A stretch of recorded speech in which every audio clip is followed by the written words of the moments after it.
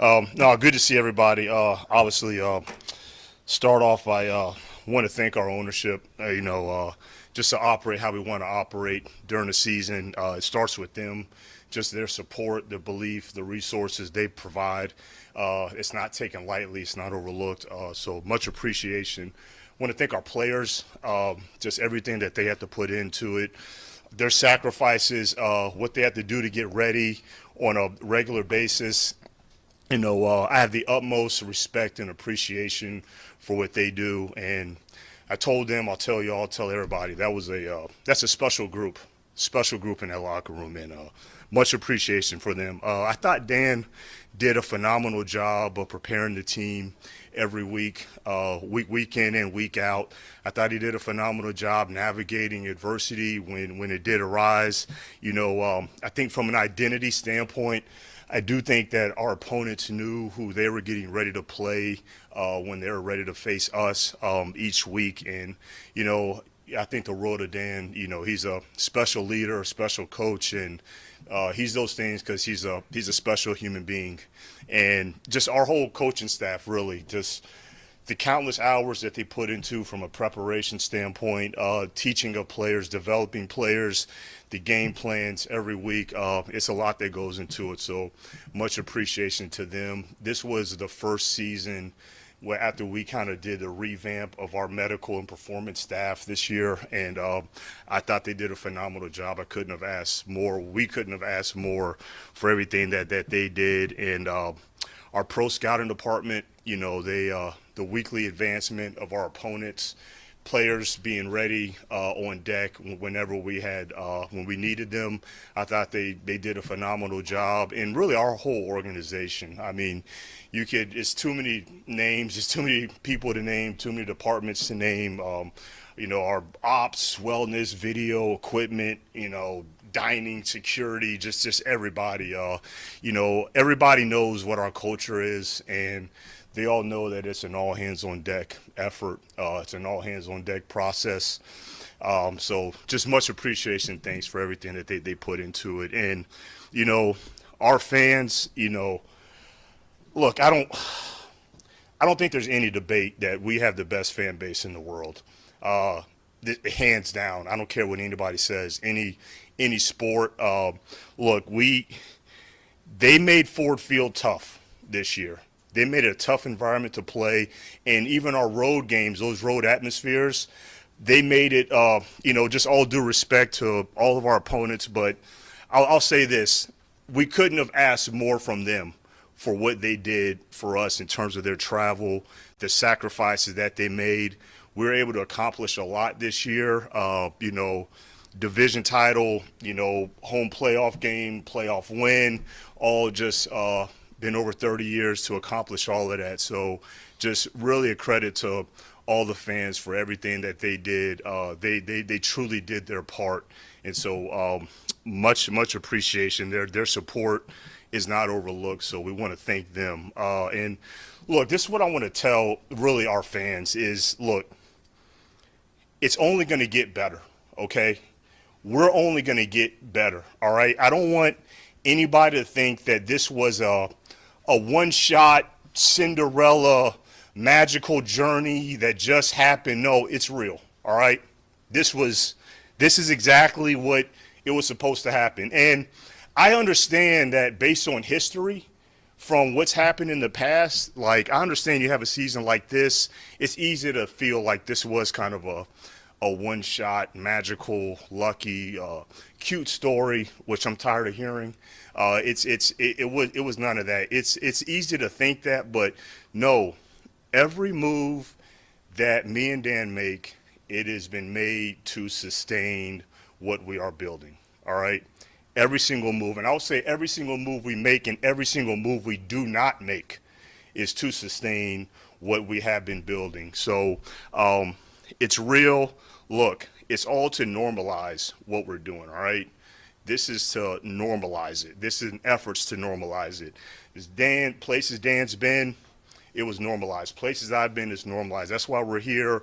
We're bringing this to normalize what this is right now, especially at least put all the efforts into normalizing this. But we love where we're at.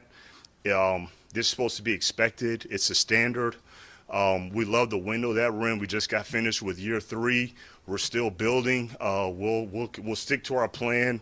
We'll continue to put all our effort in to improve each year, which we've done, in my opinion, and we'll just stick to that. And look, I think we all know adversity that will always come. All right, adversity will always come.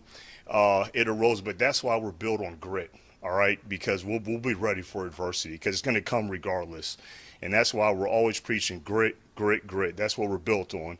And look, we had injuries. We had injuries to our defensive backs. Gardner Johnson had suffered a big injury. Credit to him. He did a lot to battle back to help us out in the postseason. Emmanuel Mosley, he worked his tail off to come back from really his first real major injury, and got another one when he first stepped on the field. Bad luck, it happened, but that did open doors for others. I thought Vildor did a nice job when he was called on to step up. Ife Melifonwu, he had got his chance, and he did a really nice job to step up. But just talking to the fans, I just want them to know that over the next few months, don't get spooked this spring by speculation or negative talk or the entertainment news feed. Don't get spooked by that to not think that we can't build and sustain what we've been building. All right, don't get spooked by that. And I totally get it. The next few months, it's a lot of speculation and it's a lot of opinions, and people don't know what's going to happen. But I just hope that but they know that every year we have not led them astray. Dan and myself, we've been very upfront and straight with everybody and say, look, again, every move is intentional. Every move that we make, again, every move we do not make is intentional, and I'll even go back to, the past drafts that we've had, every single pick, free agency, every signing, it is very intentional. So I don't want the fans' joy to be derailed. They should be proud of their football team because the fans have earned it and the fans deserve it. But, and also I want them to know that over the next few months, every move that we make, it's to win in December. It's not to win March, April, and May, which it's easy to do. You can, if that's your aim, you can win headlines. You can win March, April, and May, but no, everything is intentional, and it may look strange. It may look like, well, why'd they do this? Why? Trust me, it is to win in December. And so that's why we made the moves that we have made. And look, the reality is this. Look, everyone can't play here, all right? Everyone can't play for the Detroit Lions. And that's just a reality. That's just a standard that has been set. And look, I'll go back to the 2021 draft, all right? So the 21 draft, each pick from that draft was very intentional. And the reason why I go back to that draft, a couple reasons. For one, it was 2021, all right? We just finished the 2023 season. So that's when you're supposed to grade a draft, not the day after a draft. So, but when you look back at those picks, and those picks were not welcome by many in this room. Dave, you want us to pick a quarterback. You didn't want us to pick Penei Sewell. People didn't want us to wait till the 4th round to draft a wide receiver. People didn't want to wait on a Derek Barnes to develop. But every single move was intentional and was made with intention, but also for reasons of what people might not say about, or what people might say about not sustaining. Look, they might say schedule. They might say, oh, we don't have all the picks. Look, back in 2021, we did not have multiple ones. We did not have multiple twos. We did not have 4 picks in the first 100, Now, we did have that, and we used those wisely. You guys didn't agree, but we used those picks wisely. But we had 1 extra pick in 2021. We had a comp third. That was Iffy Melifonwu. Carlos, I know you said that that was a miss, but that was the only extra. That was the only extra pick. So what I'm saying is, that's not required to sustain what we built going forward. So, just want to make sure that the fans just know. Look, we always said we'll draft, develop, sign our own, build through the draft, and we're just living that right now. So, just want to make sure the fans to stick with us. We got you. The fans have done their part. Keep doing your part. We'll keep doing our part. It's much appreciated.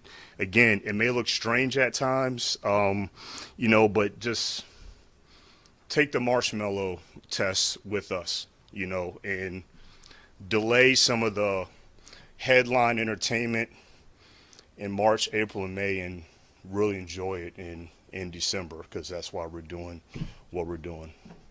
Appreciate it, guys. Thanks. Questions?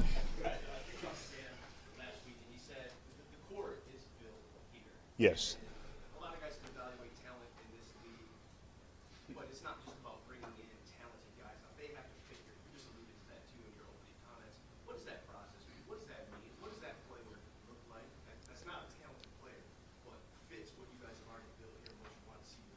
Yeah, that's a great question, Tim. Like I tell that to our scouts. Like, we have to get past just looking for the most talented player.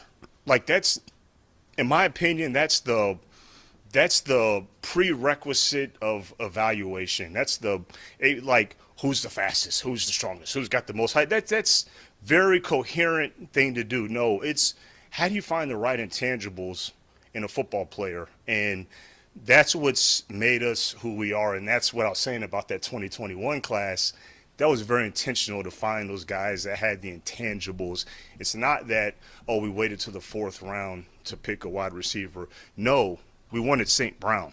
He had the intangibles that we were looking for to set our foundation. And so, and look, a lot of those guys, they're eligible for extensions now, and a handful of them are, but again, it just goes back to what we build and being very intentional about our intangibles and what we're looking for in Detroit Lions.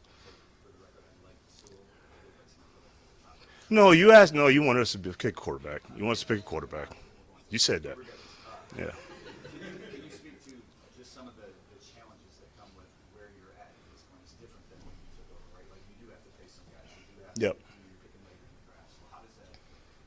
I know you still have the plan, right? But how does that make things different in terms of how you approach? It's going to be the same exact process. It's going to be the same exact plan. We're going to be very strategic, very selective. We're going to look for the same type of players. Again, it doesn't need to be. I know I referenced, when we've had, multiple ones, and so now we're picking later back. Actually, that's exciting for me. That's like, man, it's kind of back to, I think, 21 draft. The other reason why I love that draft is, like, there was, like, no combine. You know what I mean? It was like you either had to know the film and pick the right players or not, and actually know the player and have the right intangibles, where I think, back there you're picking football players. And we're always picking football players. It's just that when we pick football players high, y'all have bashed us, but we'll still continue to pick football players, and the guys is for us. So really, it doesn't change. Will it be different? Yes, it will be different. It maybe not be as many high-price external ads, but that's not required right now. So we'll just still keep sticking to our plan and go as normal. I think it's proven that it's worked so far for us.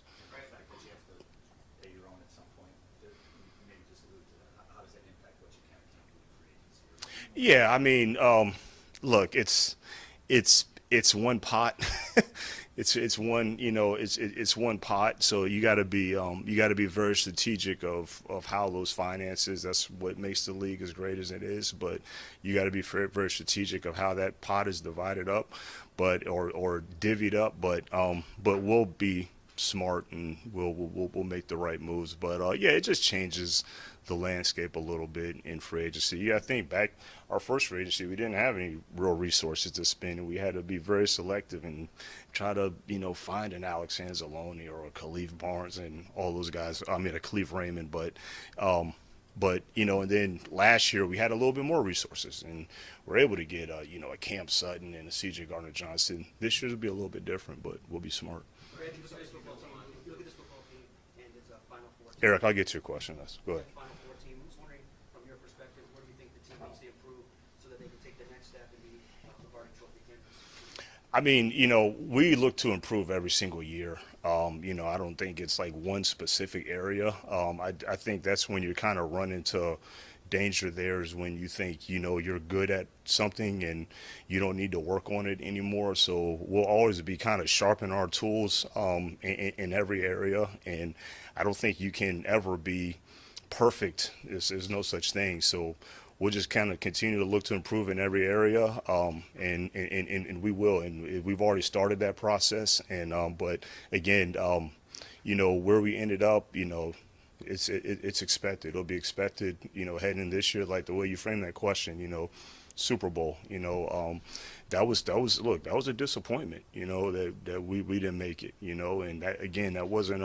man, we got lucky, that's what we expected, and fell short, but still accomplished a lot. But we'll improve in every area. Let's talk a little bit about one of the leaders, Jared Goff's team. I mean, he's probably one of the few people who actually believe that he can achieve this type of success. I mean, Yeah. talk about what you saw out of him this season, any growth, or just the belief for what he's been able to do, and just his future here as well. You started the conversations with that. Yeah, well, I mean, we meet with all of our players, whether, a player that's eligible for an extension or player that's an upcoming free agent. That's very paramount in our organization is the communication standpoint. But, in terms of Jared, look, I've always had belief in Jared. You guys have always heard me that. I don't think, I don't know what more needs to be said from a leadership or performance standpoint, or what more he needs to do in that regard. But in terms of the belief, as always, I think I said this to you guys before, is that, he got drafted in 16 and, he wasn't a full-time starter, but 17 was his first year as a full-time starter. He made the playoffs. And,